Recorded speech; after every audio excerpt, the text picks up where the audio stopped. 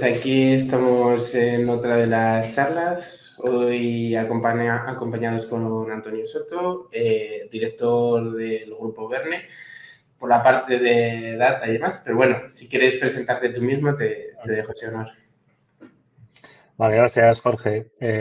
Buenas tardes, noches ya casi a todos. Es un placer estar con vosotros aquí en el Tech Club de Asturias. Como dice Jorge, mi nombre es Antonio Soto, soy el director de la división de datos e inteligencia artificial dentro de Bernetech y soy uno también de los organizadores del grupo de usuarios del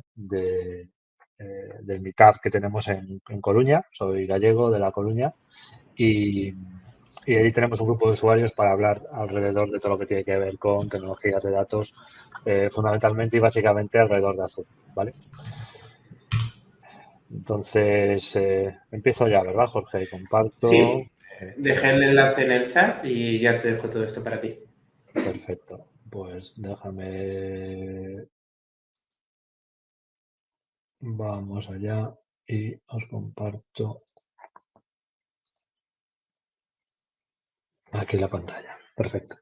Bueno, como os decía, ahí tenéis el enlace del grupo de usuarios. Si alguno de vosotros quiere apuntarse, pues será más que bienvenido. Habitualmente, cada, cada 2 martes solemos hacer alguna sesión los martes por la tarde para comentar, como os digo, alrededor de temas relacionados pues con los datos, básicamente, ¿vale?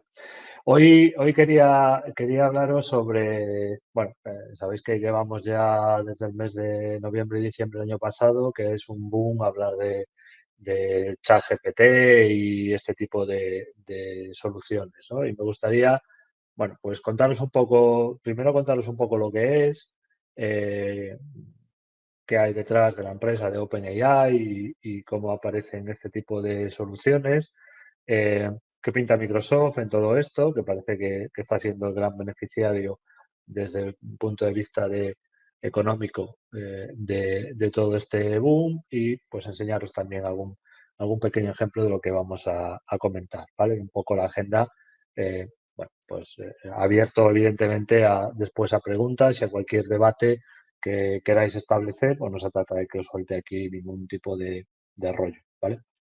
Entonces, ¿qué es esto de la inteligencia artificial generativa? ¿Vale? Pues bueno, básicamente, pues es, digamos, una evolución. Como veis ahí, pues bueno, esto de la inteligencia artificial no es ni mucho menos nuevo, ¿vale? Desde el año 56 se lleva hablando de este tipo de tecnologías, fundamentalmente porque desde ese mismo año, o prácticamente desde que apareció la computación, se ha intentado siempre reproducir el comportamiento humano. Se ha intentado pues que los sistemas sean capaces de reproducir el comportamiento humano y eso, a grandes rasgos o desde un punto de vista de definición, es lo que es la inteligencia artificial, ¿no? Después existen diferentes subconjuntos dependiendo del tipo de problema que queramos resolver, como puede ser la visión artificial, como puede ser la parte de Machine Learning, donde ahí utilizamos algoritmos en base a datos históricos, el Deep Learning con las redes neuronales y aparece la inteligencia artificial generativa, ¿vale? Que es algo, como es relativamente nuevo, un término acuñado en el año 2021, que básicamente de lo que se trata es de que estos sistemas sean capaces de generar contenido genuino, es decir, contenido que en base a lo que hayan aprendido sean capaces de generar nuevo contenido, básicamente. Eso es la inteligencia artificial generativa, ¿vale? Eh, Todo esto aparece fundamentalmente en el ámbito del lenguaje, ¿vale? Con lo que se ha dado por llamar los modelos de lenguaje grandes, los Large Language Models, que fundamentalmente son modelos de base, ¿vale? Que permiten realizar determinadas tareas de procesamiento del lenguaje y de generación del lenguaje, ¿vale?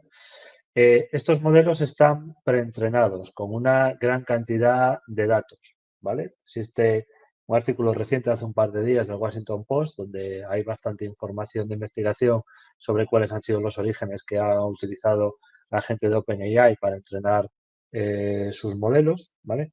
Pero, bueno, pues estos son modelos, como os digo, que nacen bueno, pues en en las técnicas del lenguaje natural, con mucho investigador desde el punto de vista lingüístico, ¿vale? Y con una tecnología que está basada en las redes neuronales, ¿vale? Utilizando a su vez, dentro del ámbito de las redes neuronales, la tecnología de los transformers, ¿vale? Eso permite tener modelos de base, como veis ahí, que después pueden ser adaptados para la resolución de problemas concretos, ¿vale? Pues para resolver pues un bot de preguntas y respuestas, para hacer un análisis de sentimiento, para extraer información, ¿vale? La forma de adaptarlos, pues existen varias formas y ahí van, bueno, digamos que están ordenadas casi que al revés, ¿vale? Desde lo más avanzado, lo más complejo a lo más sencillo, ¿vale? Podemos hacer un fine tuning, es decir, podemos entrenar ese modelo preentrenado con unos datos propios y específicos de un ámbito en concreto, ¿vale? Podemos hacer que ese modelo aprenda en base al contexto, es decir, de que conforme nosotros vamos dándole contexto, pues se vaya adaptando el comportamiento de ese modelo preentrenado, o pues podemos hacer lo que se llama el short learning, de no darle ningún shot, de darle uno, de darle varios, que básicamente es darle ejemplos, ¿vale? Darle ejemplos de cómo se tiene que comportar o del tipo de tareas que queremos que haga ese modelo de base, ¿vale? Pero siempre sin perder de vista el hecho de que el objetivo final es que este modelo genere un contenido, ¿de acuerdo? Genere una respuesta, si es un bot de preguntas y respuestas, genere el resumen de un texto, genere un título para una imagen, bueno, pues cualquier tipo de generación de contenido, ¿vale? A día de hoy, bueno, esto ha evolucionado, lo veremos después, y ya no solamente somos capaces o son capaces estos modelos de generar lenguaje, sino que son capaces de generar audios, de generar música, de generar vídeos o de generar imágenes, ¿vale? Como un subconjunto de estos modelos de lenguaje aparece OpenAI, ¿vale? En el año 2018 con un concepto que dan por llamar los GPTs, ¿de acuerdo? Los transformadores generativos preentrenados, ¿vale? Que como os decía, básicamente pues es un subconjunto de este concepto del LM basado en la tecnología de Transformers, que están preentrenados, en este caso, pues con un montón de datos que se han sacado básicamente de Internet, ¿vale? Esos datos están no etiquetados y esa es la gran diferencia o la gran línea de investigación o la gran novedad que incluyó OpenAI en este tipo de problemas, ¿vale? Porque hasta ese momento todo lo que se había hecho con los modelos largos de lenguaje tenían un gran pero y es que había que etiquetar los datos, ¿de acuerdo? Entonces, eso requería pues de una gran cantidad de tiempo y de esfuerzo a la hora de etiquetar esos grandes volúmenes de datos y ellos, utilizando esta tecnología, han sido capaces de que estos modelos preentrenados, ¿vale? Sean preentrenados con datos no etiquetados y que al mismo tiempo sean capaces de generar ese texto, ¿vale? Entonces, a partir de ese año 2018, ¿vale? En el que OpenAI lanza ese primer GPT a través de ese paper de investigación, que ahí tenéis el enlace del lenguaje no supervisado, pues ha ido evolucionando, ¿de acuerdo? Han ido sacando diferentes versiones de esos modelos. Ahora veremos un detalle de cómo han ido evolucionando esos diferentes modelos. Como veis, ya en el año 2020 aparece el Image GPT, donde no solamente generábamos texto, sino también generábamos imágenes. En el 2021 la primera versión de DALL-E, donde generamos vídeos también, ¿vale? Y pues en el año 2022 la hecatombe, ¿no? Con esa versión de GPT 3.5 en noviembre aparece el ChatGPT, aparece también la segunda versión de DALL-E, ¿vale? Y es donde hay una explosión impresionante de este tipo de modelos, de este tipo de tecnología bueno, que está siendo un boom. Realmente a mí me tocó demasiado joven probablemente la aparición de Internet para intentar entender cómo disruptivo fue aquello. Esto está siendo muy disruptivo, ¿de acuerdo? Todas las compañías quieren desarrollar proyectos y quieren utilizarlo pues, en diferentes escenarios, en diferentes ámbitos, pero existe mucho interés en desarrollar este tipo de proyectos, ¿vale? Y ahora, pues recientemente, en marzo, el mes pasado, pues ha salido una nueva versión, GPT-4, todavía con más potencia, ¿vale? Aquí, básicamente, yo creo que el gran éxito que ha tenido y el motivo por el cual, bueno, pues OpenAI, digamos coloquialmente, que ha dado este pelotazo, pues viene fundamentalmente por el hecho de que han sido capaces de generar ese chat GPT, ¿vale? Y de poner a disposición del público en general, ¿vale? Pues este tipo de investigación, ¿vale? Tengo que decir también, después hablaré un poco más en detalle sobre ello para ver para intentar explicar qué pinta Microsoft en todo esto, de que esto sigue siendo un proyecto de investigación que está en preview y que además no se puede utilizar para fines comerciales. Es decir, que el API de OpenAI tiene bastantes limitaciones para su uso comercial, ¿vale? Porque sigue siendo un proyecto de investigación y sigue estando, bueno, pues limitado para su uso, ¿de acuerdo? En muchos escenarios. Hay que leerse muy bien la letra pequeña para entender bien lo que se puede y lo que no se puede hacer con este tipo de soluciones. Pero desde luego lo que sí se puede hacer es utilizarlo como lo está haciendo pues gran cantidad de gente, ¿no? Pues sabéis que, por poner ejemplos de cotidianos del día a día, pues está revolucionando un poco el mundo del sector de la educación, pues porque yo me imagino que a día de hoy los adolescentes fundamentalmente, pues ya lo de escribir trabajos y cosas de ese estilo o hacer resúmenes de libros, pues no tiene mucho sentido encargárselo, ¿no? Porque muy fácilmente se pueden ir a ChatGPT y pueden obtener esa información, ¿de acuerdo? Como os decía anteriormente, en cuanto a los detalles, ahí veis un poco que fundamentalmente en lo que se ha ido evolucionando ha sido en el volumen, ¿vale? Al final, eh, tanto el GPT-3 como el 3.5 como el 4, ¿vale? En el 4 todavía no han dado información pública del número de parámetros y de la cantidad de datos que se ha utilizado para el entrenamiento. Si lo han hecho en las versiones anteriores, e imagino que también lo harán en esta, pues como veis, se está hablando ahí en el caso del GPT-3, 175 billones de parámetros y 570 gigas de texto plano, que eso pues es mucho texto plano, ¿de acuerdo? Como veis ahí, pues hay libros, la Wikipedia entera en inglés y muchísima información que se ha indexado de forma automática con esos procesos que pone ahí de crowd, ¿vale? Hasta generar pues esos modelos, ¿vale?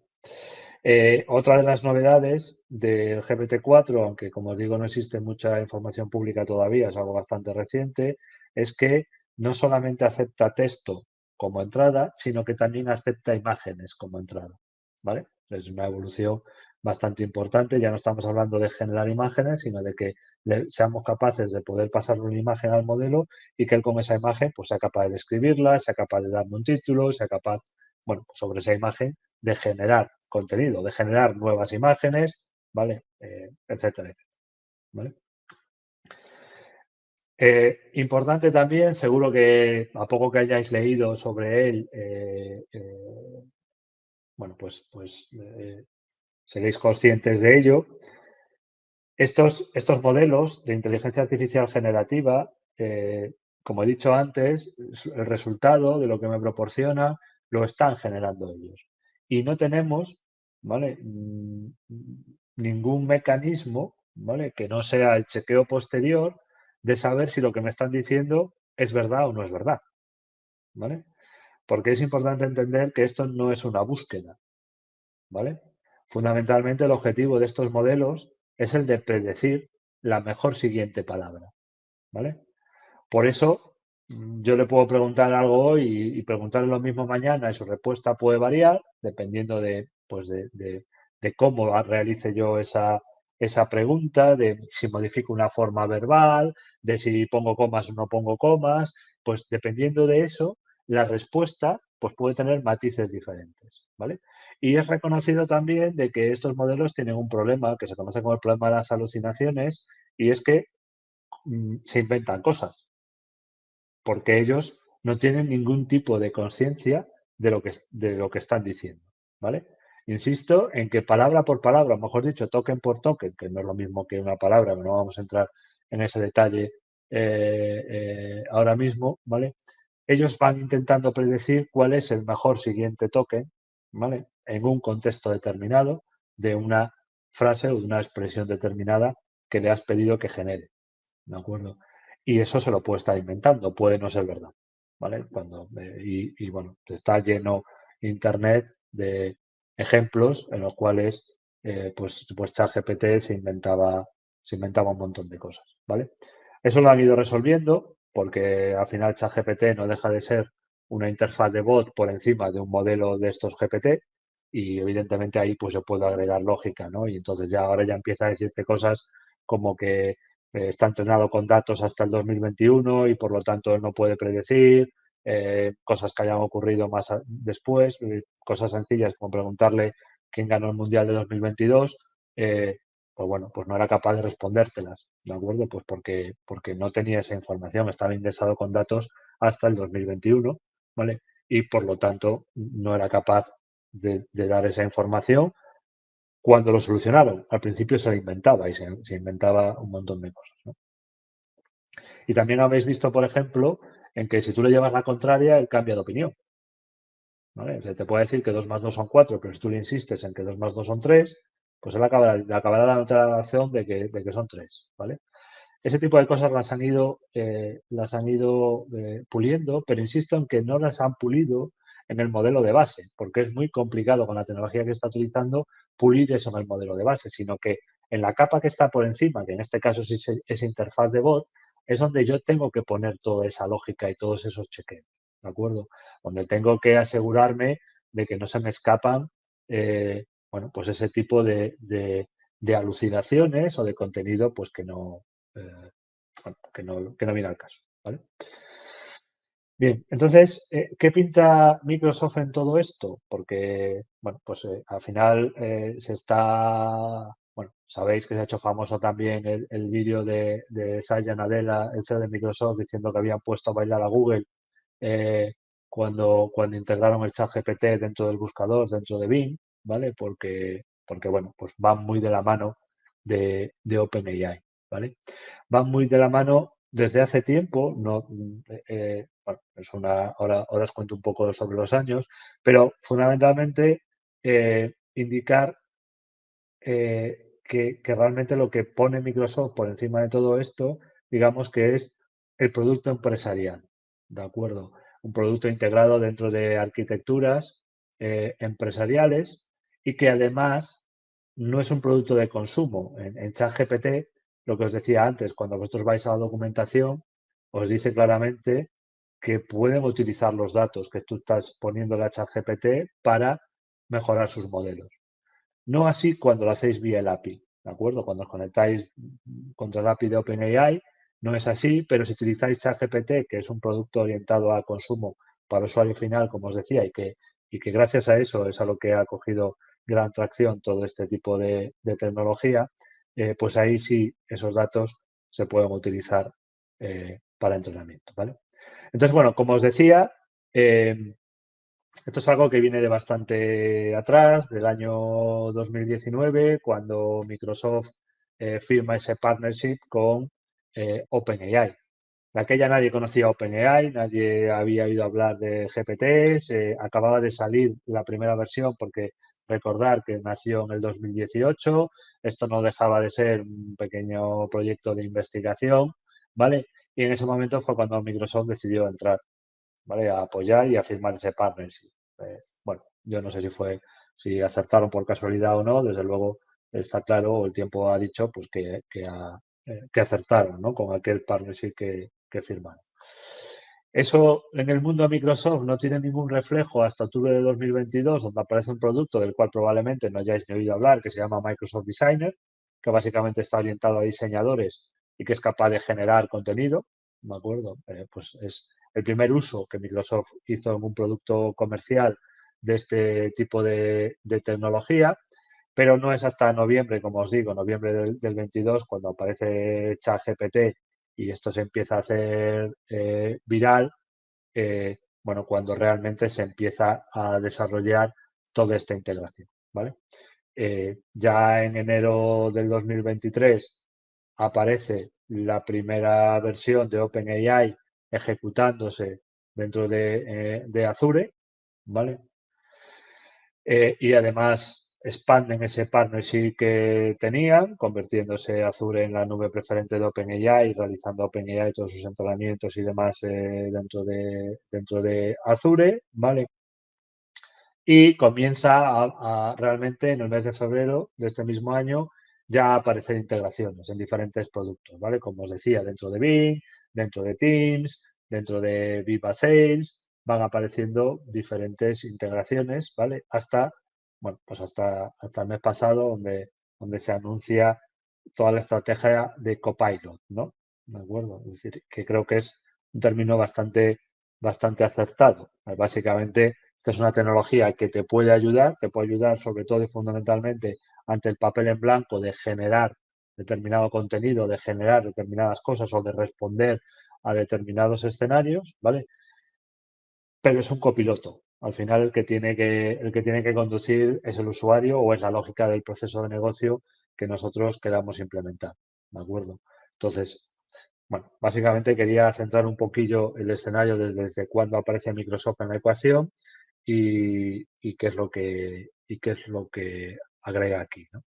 Entonces, como os digo, a modo resumen, lo que agrega Microsoft, o en este caso Azure por encima, fundamentalmente, es la posibilidad de tener esta tecnología a nuestra disposición dentro de una arquitectura empresarial, realizando despliegues propios, asegurándome de que el despliegue que hago de un modelo preentrenado es mío para mí y que los datos que yo utilice, por ejemplo, para hacer un fine tuning de ese modelo o los datos que yo utilice para hacer un few shot learning o para hacer un in-context learning de los que vimos anteriormente, pues son datos que no se van a compartir, ¿de acuerdo? Y que tampoco se va a aprovechar nadie, ni ese modelo va a mejorar para, digamos, el mundo en general o para otros clientes, sino que lo hace única y exclusivamente para mí porque tenemos despliegues propios de cada uno de esos modelos, ¿vale? Después os enseñaré pues, gráficamente qué modelos tenemos a nuestra disposición y cómo tenemos esos despliegues, ¿de acuerdo?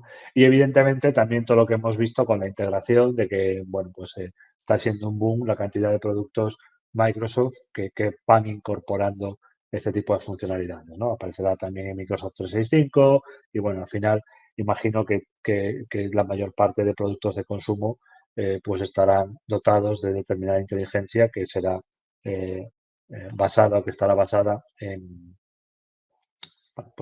esta tecnología de OpenAI, ¿vale? ¿Cómo se consigue esto, ¿no? ¿Qué podemos hacer nosotros realmente para personalizar de alguna forma un modelo preentrenado de este estilo? Es decir, aprovechar toda la potencia y todo el entrenamiento que se ha hecho bueno, pues todo lo que ha sido necesario. Creo que la cantidad de energía para entrenar el GPT-4 es como genera la misma huella de carbono que 120 coches en un año o algo así, y en algún momento, es decir, que la cantidad de cómputo necesario para entrenar un modelo de este estilo es importante, ¿vale? Como os decía antes, tenemos diferentes mecanismos para mejorar estos modelos o para adaptarlos, ¿de acuerdo? Por eso se llaman preentrenados y después, evidentemente, salvo que sea para consumo general como ChatGPT, deberíamos de hacer un fine tuning de ese modelo para cada caso de uso concreto que nosotros queramos, ¿vale? Entonces ahí, sin entrar en la parte más básica de darle ejemplos, ¿vale? Que después también veremos, os conté antes que teníamos básicamente dos opciones, ¿no? Lo que es el aprendizaje en el contexto, ¿vale? Donde, bueno, pues ahí, como veis, yo le puedo ir dando diferentes ejemplos, ¿vale? Que eso es el contexto. Y él, en base a eso, pues digamos que afina el resultado de lo que me va dando. O puedo hacer un fine tuning, ¿de acuerdo? Puedo hacer un entrenamiento concreto. ¿Qué ocurre con ese fine tuning? Bueno, lo que ocurre básicamente es que estos modelos, bueno, entiendo que por capacidad a día de hoy, están limitados, tanto en la cantidad de datos que yo les puedo pasar para hacer ese fine tuning como en las respuestas que me pueden dar, ¿vale? Entonces, claro, mm, no es directo, por decirlo de alguna forma, el hecho de decir, vale, yo tengo un modelo de lenguaje, tengo un GPT de estos preentrenado, pero ahora quiero pasarle pues todos los documentos legales de mi empresa, ¿vale? Para que sea capaz de generarme otros documentos legales, de resumirlos, de que yo pueda hacer búsquedas sobre esos documentos, etcétera, etcétera, ¿vale? Para poder conseguir eso necesitamos echar mano de otra tecnología, que es lo que se conoce como la indexación de estos modelos LLM, donde, bueno, pues tenemos que aplicar, como veis ahí, técnicas de embedding y de vectorización del contenido del texto, ¿vale? Y buscar, pues generar esos embeddings y esos vectores y después buscar cuáles son los parecidos, ¿vale? Para hacer ese fine tuning a ese modelo, no con todos mis documentos, sino ya con esa síntesis hecha, ¿vale? Eso podemos conseguir. Uno de los casos de uso que más está poniendo en boga, en este caso Microsoft, con su implementación de Azure OpenAI, es precisamente esta, es precisamente el poner, como veis ahí, mano a mano, ¿vale? El modelo GPT que me proporciona Azure OpenAI, ¿vale? En donde básicamente lo que yo le voy a dar es un prompt, pero un prompt al que a mayores le voy a dar el conocimiento que me dé ese Azure Cognitive Search, ¿vale? Es decir, como veis a la derecha yo tengo todos mis orígenes de datos, ¿vale? Todos esos orígenes de datos los indexo, los que yo quiero indexar, ¿vale? Forman parte de un índice cognitivo que se llama de Azure Cognitive Search. Por lo tanto, cuando yo desde mi aplicación quiero hacer una búsqueda, esa búsqueda se dirige, como veis, a ese índice devolverá unos resultados y además lo que tiene de bueno es que me va a devolver la referencia, es decir, de dónde he sacado ese resultado. Esto te lo devuelvo porque está en este documento, ¿vale? Cuando mi solución le envíe la consulta al modelo de GPT, le va a enviar la consulta que yo le he hecho y ese conocimiento, ¿vale? Que he adquirido de esa búsqueda de Azure Cognitive Search, ¿vale? Es de, a ver un segundo si puedo pintar por aquí, ¿vale?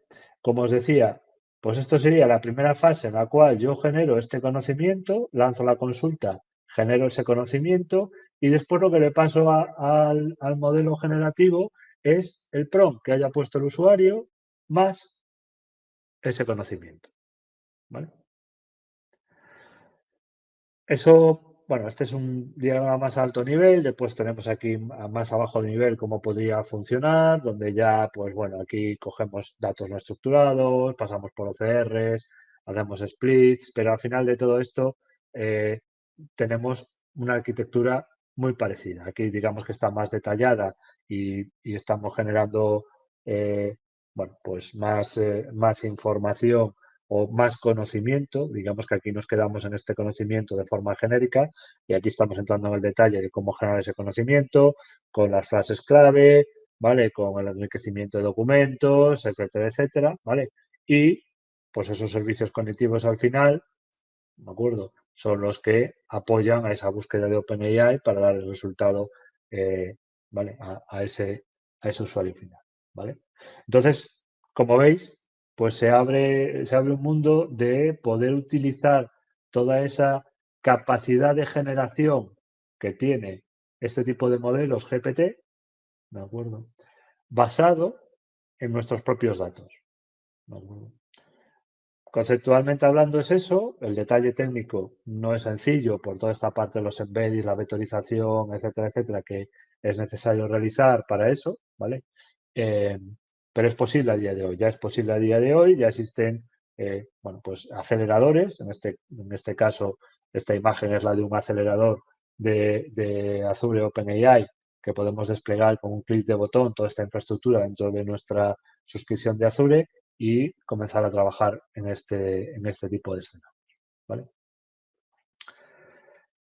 Vale, y ya antes de empezar un debate, si queréis, y de comentar cosillas, ¿vale? Me gustaría enseñaros también pues un poco el funcionamiento de todo esto, ¿vale?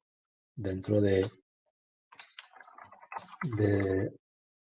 del portal de Azure, que veáis un poco, pues eso, cómo funciona, ¿vale? Y para ello, pues dejadme que os comparta otra vez. Un segundo. Voy a compartir otra vez la pantalla, ¿vale? Y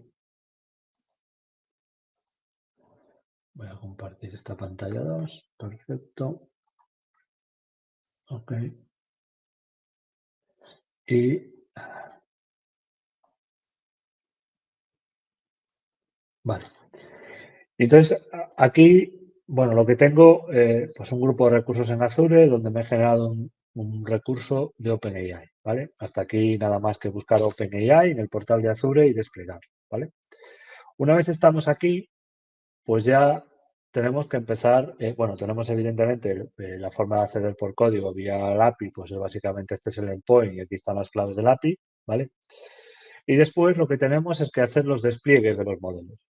Esta es la parte que os decía de que dentro de Azure lo que tenemos es la capacidad de desplegar, digamos que nuestras propias versiones de estos modelos, ¿vale? Entonces, estos son despliegues que tenemos para nosotros, que son los que vamos a poder hacer que aprendan, hacer el fine tuning, etcétera, etcétera. Y esto ya no es el modelo genérico preentrenado, ¿vale? Sino que es un despliegue de ese modelo para mí, ¿vale? Entonces, bueno, aquí, si le damos aquí a crear, básicamente para que veáis, pues todos los modelos, ¿vale? Los que aparecen en gris es porque ya tengo un despliegue generado de esos modelos. Aparecen fundamentalmente, pues todos los modelos, incluso ya está a nuestra disposición el nuevo GPT-4, todos los modelos que tiene OpenAI, en este caso de generación de texto, ¿vale? Para poder hacer ese despliegue, ¿vale? Entonces, bueno, tan sencillo, esto no tiene más. Si generamos un nuevo modelo, no tenemos más que indicarle el nombre que queremos que tenga, ¿vale? Y la versión y listo, ¿vale? No tiene más. Con eso tendríamos el modelo desplegado, ¿vale? Una vez tenemos nuestro modelo desplegado, ¿vale? Pues tenemos un entorno, que es lo que se llama el Azure OpenAI Studio, ¿vale? Para gráficamente poder trabajar con, bueno, pues con estos modelos que tenemos desplegados, ¿vale? Ahí veis pues, las diferentes implementaciones que tengamos. Estos son los modelos proporcionados de base, ¿vale? Como veis, podemos crearnos modelos personalizados, ¿ok? Podemos decir cuál es el modelo de base que queremos utilizar, generar nuestro propio modelo con nuestros datos de entrenamiento, nuestros datos de validación, etcétera, ¿vale? Podemos, como os decía, tener nuestros propios modelos partiendo de esos digamos, modelos LLM básicos que tenemos, ¿vale? Y tenemos las áreas de juegos, ¿vale? Las áreas de juegos, el playground, tanto de la parte de finalizaciones como de la parte del chat, ¿vale? Pues esto sería básicamente el chat GPT, como veis, y esto sería, pues bueno, simular las llamadas que yo pudiese hacer al API, ¿de acuerdo? Entonces, si tenemos aquí a nuestro amigo el ChatGPT, ¿vale? Fijaros que tenemos un entorno en el cual podemos configurar determinadas opciones, ¿no? Por un lado, como veis aquí, podemos decidir de lo que yo he implementado, o sea, de los modelos que he desplegado, cuál quiero utilizar, ¿vale? Bueno, cuál es el tamaño de respuesta máxima y cómo de creativo queremos que sea, ChatGPT, ¿vale? Bueno, y cuánto queremos incluir de mensajes anteriores para que tenga en cuenta esto sería el in-context learning, ¿de acuerdo? de ese aprendizaje, ¿vale? Después, fijaros que aquí tenemos también, ¿vale? Bueno, tenemos configuraciones de ejemplo, ¿vale? Para poder configurar tanto el mensaje de sistema como los ejemplos de pocas capturas, ¿vale? Fijaros que básicamente tenemos tres roles: sistema, usuario y asistente, ¿vale? En el sistema yo le doy instrucciones generales a ChatGPT de cómo quiero que se comporte, ¿vale? Aquí le digo, y estos serían ejemplos de cuál podría ser una entrada de usuario y cuál debería de ser la respuesta, ¿de acuerdo?, de ChatGPT en ese caso, ¿vale? Si cogemos alguno de estos, por ejemplo, pues un agente de soporte de Xbox, ¿vale? Entonces, fijaros que aquí tiene cosas sencillas como le da un mensaje del sistema, ¿no? Pues eres un agente de soporte al cliente de Xbox, tu objetivo es ayudar a los usuarios, bueno, dice que es amigable y conciso, que solamente va a proporcionar respuestas a las consultas y que no dé respuestas que no están relacionadas con Xbox, ¿vale? Y, como veis, pone un ejemplo, ¿de acuerdo? Muy sencillo de cómo debe de responder, ¿vale? Entonces, en este caso, ¿vale?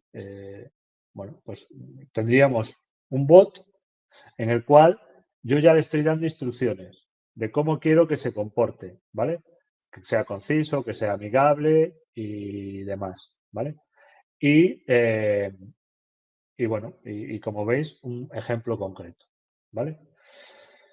Tengo algún ejemplo por aquí, ¿vale?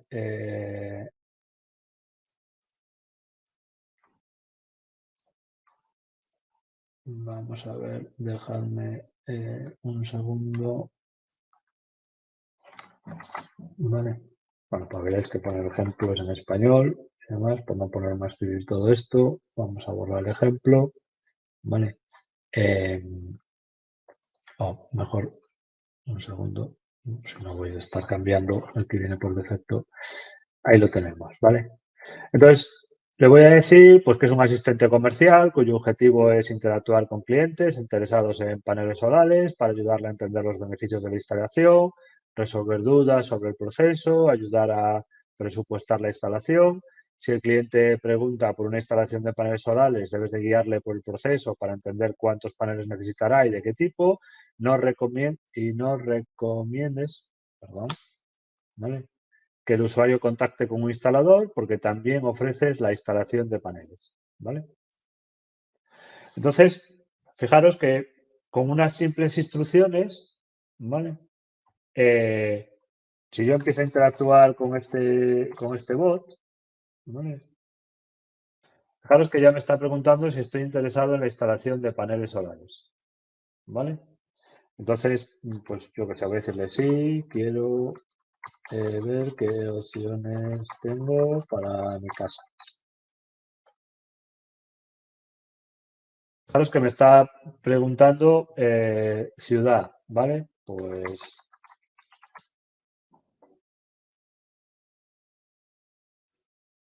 ¿vale? Fijaros que ya me está preguntando, yo no le he dicho nada de esto. No he preentrenado este modelo general, ¿vale? Fijaros la capacidad que tiene de aprender de unas simples instrucciones en la cual yo le he dicho 4 cosas. Evidentemente aquí, cuanto yo más preciso sea, le digo, mira, evidentemente esto sería de una empresa, no he querido poner un nombre comercial aquí. Tendría que decirle cosas como no hables de la competencia, no respondas preguntas que no estén relacionadas con este tipo de cosas. Bueno, pues todo eso podemos dárselo, ¿vale? Podríamos incluso decirle, yo qué sé, vamos a cambiar esto, ¿vale? Y podría decirle algo como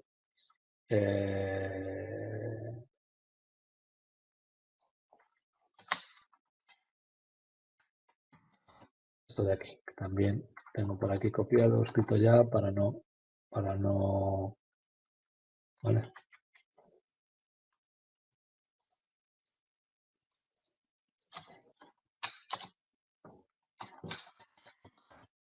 cosas como esto, ¿no? Agente de soporte, recoger incidencias reportadas por los usuarios, proporcionar información sobre servicios, incidencias, amable y conciso, ¿vale?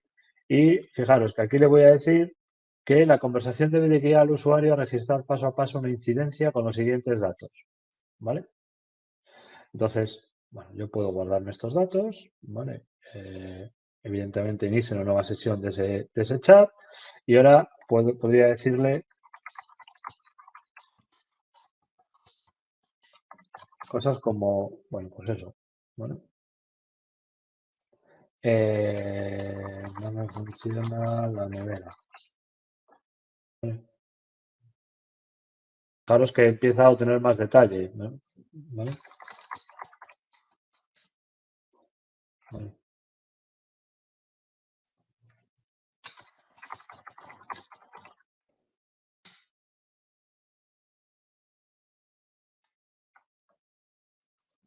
¿Vale? A decirle la dirección. Vale.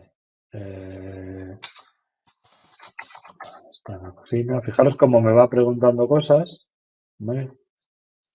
Y de todo esto, yo no le he dicho nada, prácticamente, ¿vale? Simplemente le he dicho cómo debe de comportarse. Y él es capaz de ir generando toda esta información. Obviamente, por detrás de esto, yo tendría que tener un proceso que fuese recogiendo la información, que va metiendo el usuario, que fuese estructurando eso, que fuese lanzando pues todo lo que fuese necesario lanzar, ¿vale? Todo esto, evidentemente, pues aquí tenemos también la posibilidad de ver el código, ¿vale? El código es bastante sencillito porque fundamentalmente simplemente defino, en este caso, código Python, ¿vale? Podría verlo en C# también, donde, pues digo, las versiones, el endpoint, el modelo que quiero y evidentemente el API. Y básicamente, pues ahí tengo, ¿vale? Esta clase de chat completion, en este caso porque estoy trabajando con el chat, donde le digo qué motor quiero utilizar, de los que tenía desplegados, esto es lo mismo que la implementación que he seleccionado aquí, y los mensajes, como veis, en formato JSON, como veis, pues estos son, ¿vale? De acuerdo, ya todos los mensajes, porque ya me está recogiendo en el código todo este texto de aquí, ¿vale? Si no, simplemente tendría esto primero que tengo aquí, ¿vale? Como el rol de asistente, ¿vale? Entonces, como veis, incluso sin hacer un fine tuning, incluso sin complicarnos demasiado técnicamente o conceptualmente el reentrenar estos modelos o el hacer un entrenamiento fino de estos modelos, con este sistema de poder darle instrucciones por un lado y poder darle ejemplos por el otro, podemos conseguir resultados bastante satisfactorios para muchos casos de uso, ¿vale? Porque él es capaz, incluso como al final, todo esto, insisto en que no quiero poner nombres comerciales, pero básicamente también tendrá las webs indexadas, por lo tanto va a ser capaz de responder cualquier información relacionada pues, con cualquier web que tenga indexada, ¿vale? Y darnos información concreta de esa compañía en concreto, si yo le doy eso como instrucciones, como estáis viendo. ¿De acuerdo? Entonces, bueno, yo creo, respondiendo un poco a la pregunta que era el título de la charla, ¿vale? Yo creo que sí puede ser muy útil, ¿vale? Que ya lo está siendo, que ya existen clientes en los cuales están utilizando fundamentalmente y hasta ahora en dos escenarios, por lo menos nosotros lo hemos visto en dos escenarios. El primero es en el de los bots tanto de soporte interno para usuarios como para soporte al cliente final y también esta parte de mejora de las capacidades de indexación y búsqueda o de la capacidad, mejor dicho, de generación de conocimiento a partir de los datos que están almacenados habitualmente en documentos, en datos no estructurados dentro de las organizaciones, ¿vale? Son probablemente los dos casos de uso que a día de hoy están siendo más implementados o más desplegados en este tipo o utilizando este tipo de tecnologías, ¿vale? Entonces, bueno, hasta aquí un poco lo que quería contaros, un poco introduciros en la historia, introduciros un poco en qué modelos y aclarar qué es esto de GPT, de dónde viene, qué son los LLMs y este tipo de cuestiones y enseñaros un poco y rápidamente cómo funciona el Playground y abierto ahora, Jorge, pues a cualquier duda, pregunta que podáis tener. Bueno, pues para... Sí, ha habido Ah, varias. Increíble, la verdad es que lo has explicado con una claridad. Hablando de servicios complejos, porque una vez que te pones a intentar hacer estas cosas en, bueno, en producción o simplemente testeando es increíble, o sea, es complejo, pero lo has explicado bastante bien, de una manera comprensiva y muchas gracias. Así que vamos un poco con las preguntas.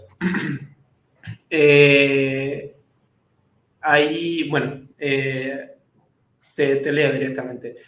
¿Debería haber una IA con un modelo público? Por extensión, ¿debería OpenAI deliberar su modelo? bueno, esto, a ver, está habiendo mucha controversia sobre todo esto, ¿no? No sé, yo tengo mi opinión personal al respecto, ¿vale? Al final, bueno, sabéis que ha habido una carta que muchos investigadores, incluso, bueno, también está metido Elon Musk por ahí también por el medio, ¿no? Que al final fue uno de los que inició en la parte de OpenAI y después digamos que lo echaron a patadas de allí que dicen que hay que parar el desarrollo de esto durante un tiempo, pues básicamente pues para intentar ponernos de acuerdo en cómo utilizarlo, ¿vale? Yo creo que sí debería, básicamente porque si no nos enfrentamos a un gran problema en todo esto, y es que no está muy clara la legalidad de lo que ha hecho la gente de OpenAI. Ha utilizado contenido que no es suyo para entrenar un modelo. Es cierto que es información que está en Internet, por lo tanto es pública, eh, pero bueno, analizando un poco, por lo menos en esta investigación que hacía el Washington Post sobre lo que habían indexado y demás, mm, ¿vale? No sé si legal o no, ético, desde luego, pues tampoco sabría deciros, ¿no? Que yo creo que es aprovecharse del trabajo de otros y por lo tanto yo sí creo que debería de ser algo público, ¿vale? Es que estos modelos de base deberían de ser algo que estuviese a disposición de todo el mundo. Bueno, GPT-2 es open source y se puede utilizar realmente con TensorFlow y todo esto, ¿no? ¿O me equivoco? Sí, bueno, pero entiendo, bueno, no sé la pregunta exactamente por qué contexto va.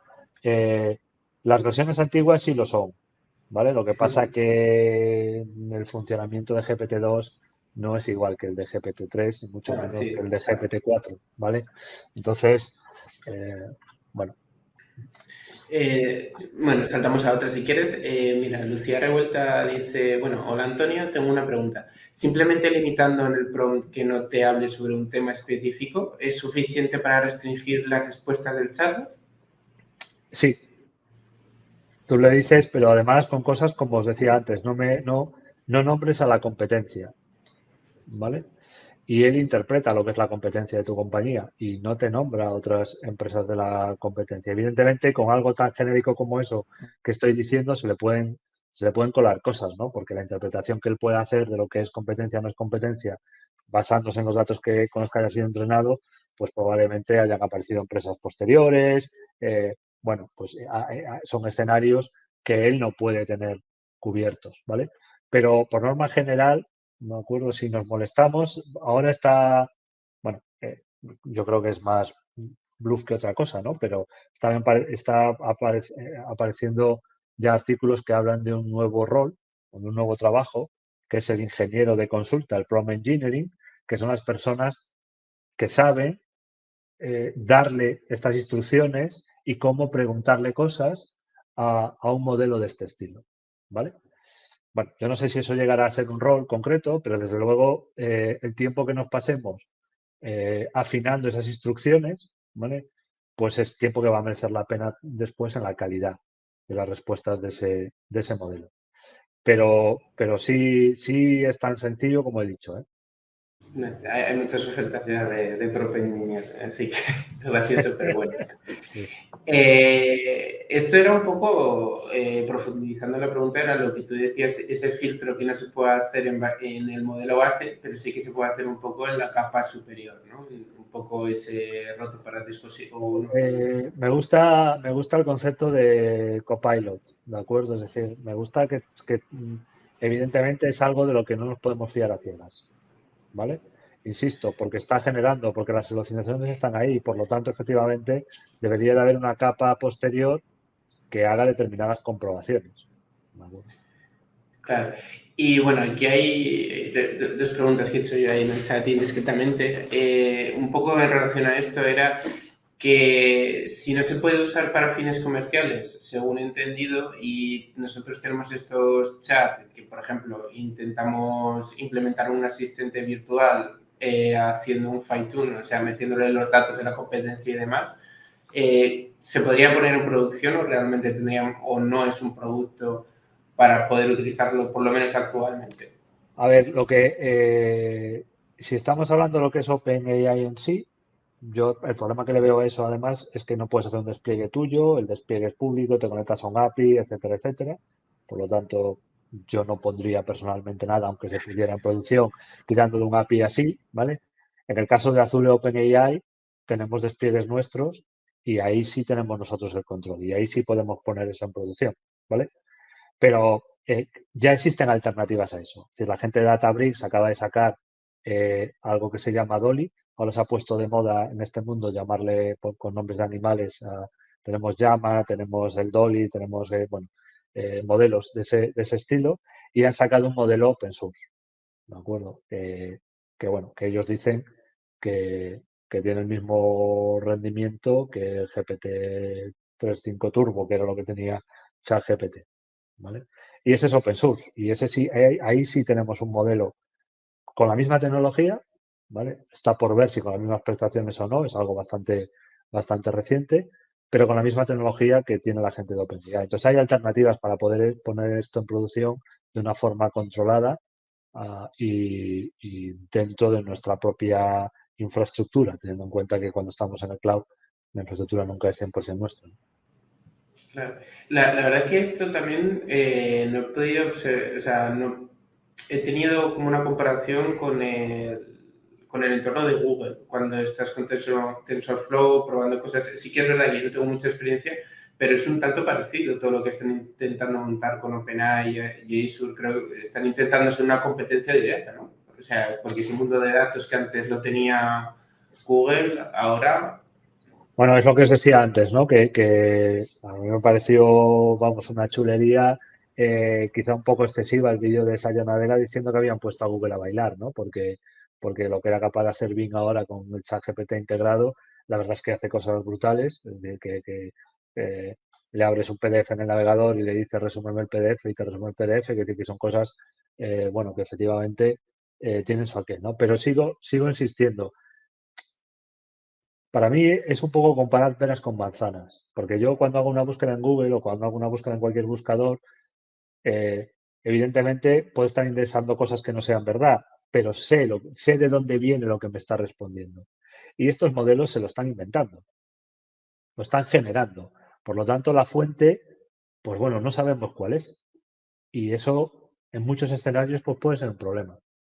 Sí, de hecho creo que ha sido un inciso hablando sobre esto, que es que se inventen cosas. Al final el concepto de LLM es que se invente, que tenga esa creatividad, por llamarlo de alguna manera. Y sí que yo lo he probado para ciertas tareas y trabajos y demás, y yo lo digo, no es lo mejor, porque hay cosas que no son verdad, y a la hora de que no son verdad, no es bueno utilizarlo. Básicamente porque no sabes de dónde viene, como bien dices. Sí, sí. Otra pregunta que hice, pues recientemente pues me encanta seguir la comunidad de la inteligencia artificial, la rama filosófica y demás, y había alguien muy bien colocado diciendo que la singularidad se iba a alcanzar en mayo. Una cosa que a mí me parece una locura, pero ¿realmente tú crees que a través de estos modelos OpenAI, los LLM, se puede llegar a esa singularidad, a crear algo que realmente aprenda por sí sola o que tenga esa concepción de sí misma? No sé si... A ver, que aprenda recursivamente, que básicamente entiendo que te refieres a eso con singularidad. Sí, no sé si va a ser en mayo, pero probablemente no va a ser este año. Eh, de eso yo personalmente no tengo dudas, ¿vale? Otra cosa muy diferente es de que tenga conciencia de lo que está haciendo. Porque hay un matiz y una barrera ahí que yo creo que eso sí es muy difícil de conseguir, ¿no? Que él realmente sepa lo que está diciendo. Que aprenda, básicamente, que aprenda de forma recursiva es muy similar al concepto del link context learning, que aprenda del contexto. Es muy similar que él sea capaz de retroalimentarse. Por lo tanto, yo creo que eso sí se va a conseguir, creo que en el corto plazo, ¿vale? Otra cosa diferente es que él sepa lo que está haciendo, ¿vale? Porque básicamente para él va a ser seguir o se cambia la tecnología de base o va a seguir siendo intentar predecir la siguiente palabra, sin saber el contexto en el que estoy. Claro, claro. Y bueno, por terminar, recordad que podéis hacer cualquier otra pregunta. Voy a hacer mi última pregunta y como te avisé antes, era un poco sobre el paper que se hizo sobre AGI, bueno, la inteligencia generativa, en la que desbancaba muchos de los roles actuales como trabajo y que veían un futuro bastante, ¿cómo decirlo?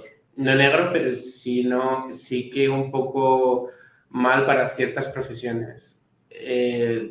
¿Crees que era real ese paper? Bueno, que realmente lo podemos encontrar en la página oficial de OpenAI. Bueno, no sé, llevamos escuchando que nos vamos a quedar sin trabajo por los robots desde hace un montón de tiempo, ¿no? Y siguen sin aparecer los robots. Es decir, yo creo que al final, eh, creo que los humanos nos autorregulamos bastante bien, ¿vale? En el sentido de que al final no estamos interesados en acabar con nosotros mismos.